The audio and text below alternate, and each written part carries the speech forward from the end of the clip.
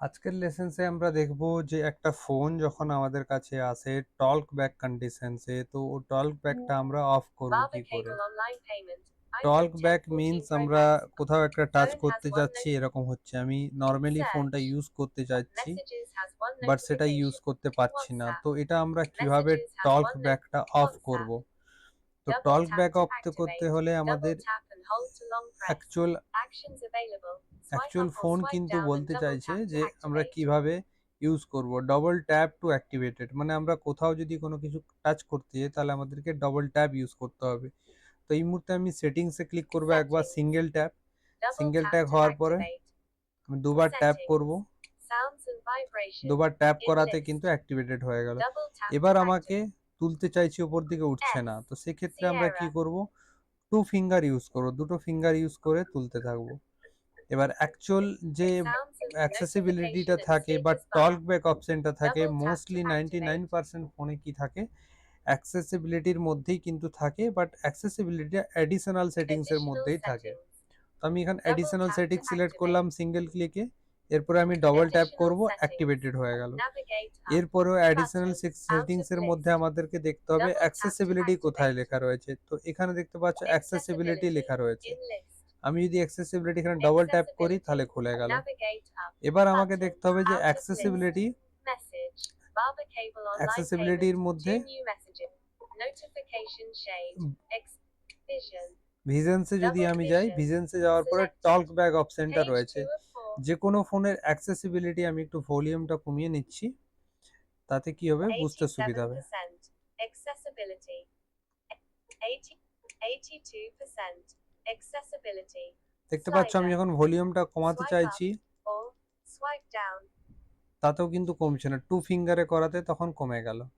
তো talk back আমাদেরকে খুঁজতে হবে। প্রথমে আমরা একবার যাব, এখানে দেখলাম ব্যাক করলাম, ডবল ট্যাপ করলাম ব্যাক, অ্যাক্সেসিবিলিটির মধ্যে ডবল ট্যাপ করলাম।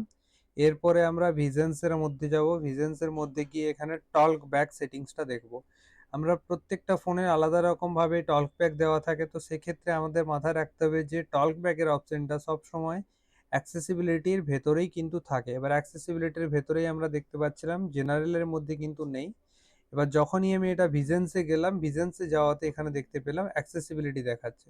অ্যাক্সেসিবিলিটির মধ্যে টল্ক ব্যাক সিলেক্ট করলাম, এবার এখানে ডবল ট্যাপ করলাম। ডবল ট্যাপ করাতে এখানে দেখতে পাচ্ছ যে টল্ক ব্যাক অন হয়ে আছে। এটাকে সিঙ্গেল ট্যাপ করব, সিঙ্গেল ট্যাপ করে আবার ডবল ট্যাপ করব। ডবল ট্যাপ করাতে আমাকে দেখাচ্ছে যে স্টপ।